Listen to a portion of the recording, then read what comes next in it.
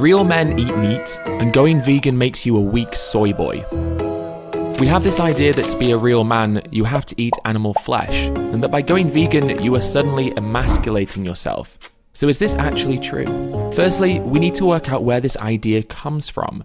In some ways, it can be traced back to our nomadic roots, where the roles of communities consisted of men hunting and women gathering.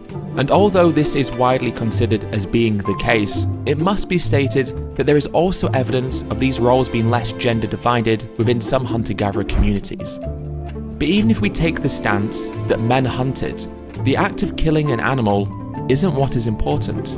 It's the act of provision. The fact that men hunted is secondary to the fact that hunting ensured that communities could survive. And so in essence, if the correlation is that eating meat is manly because men used to be hunters, then really the correlation should be that providing for your community and looking after those around you is what makes you a man.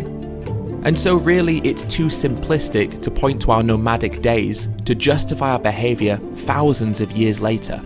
In actuality, this attitude is more closely linked to how these products are marketed and advertised. For instance, companies heavily sexualize the marketing of animal products, with campaigns from companies such as Carl Jr.'s, Burger King, Subway, and many more, using imagery of heavily sexualized women to sell their products to a male audience. The connotation being that eating meat will not only get you women, but that meat and women exist for the pleasure of men.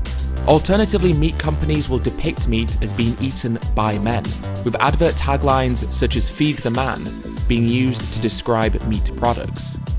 Or in this advert, where the burger can only be eaten by a man with the tagline "Man up." All of this has led to some pretty startling social science.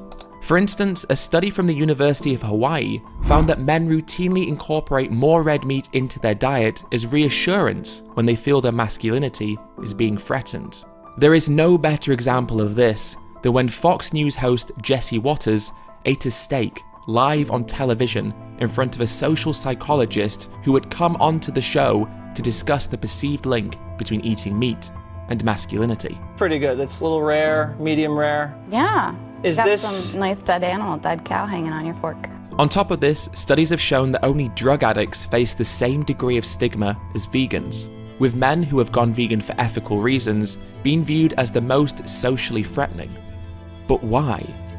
Because ethical vegan men dispel the myth that masculinity is tied into eating meat or lacking empathy for animals. And yet despite all of this, we ironically also paradoxically view men with dogs or puppies in a more appealing light.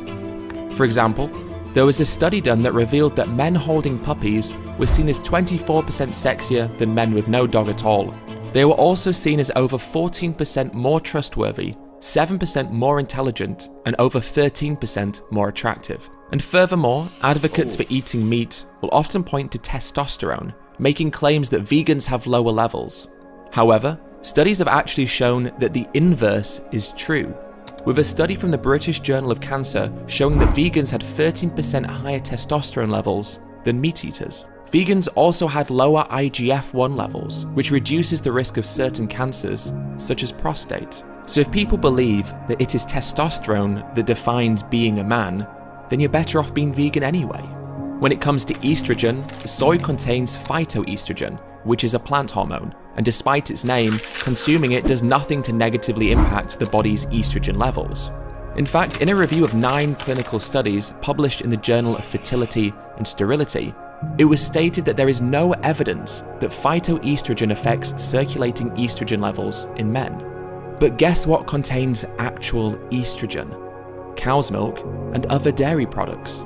And on top of that, a plant-based diet can reverse erectile dysfunction, which is commonly caused by a diet high in saturated fat and cholesterol, i.e. meat.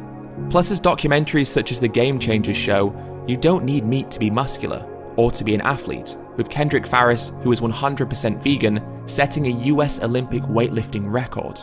Even Arnold Schwarzenegger, who once said in a film, "You hit like a vegetarian," has stated that the correlation between meat and masculinity is just marketing. But you got to understand, that's marketing. That's not based on reality. And besides, what could possibly be manly about paying someone else to kill some of the most gentle animals on this planet? What could possibly be manly about lowering pigs into gas chambers? What could possibly be manly about slitting the throats of lambs?